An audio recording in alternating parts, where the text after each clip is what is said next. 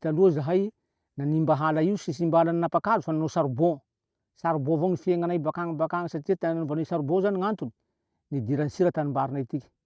sy nisy koa gny tany nahavoakabary nihoatranay ato lafa niditsy gny sira namboatry charbon zahay zany tato isaky manao charbon zahay zay isam-bola farany kely charbon miboaka aminay ato eo amin'ny 400 gony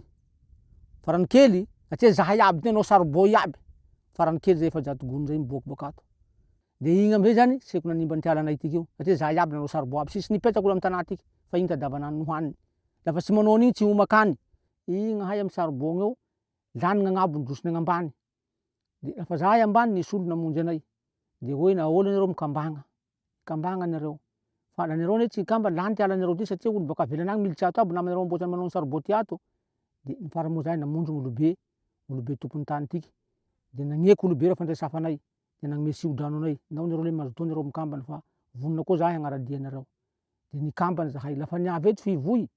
nampamboly hazo namboly voalohany zahay aloha amy tanà ao aby voalohany nirafitsy zahay maro be de tena maro tokoa agnatiny misy olo 20 amy 100 eo zahay namboly voalohany tonga de nahavita 80 hektara zay nivitanay voalohany zay niaraka amy fivoy tambanimbany ao zay de niagnagny volen-kazo tamy 2022 zay de lafa namboly alaoky zahay de agny koa zany nivarignanay satria lafa mihaza amy sa io zahay mahazo tritriky bakao igny ro indesinay magnagny atakalonay varin'olo igny ro indesinay magnagny atakalonay sakafo bele ino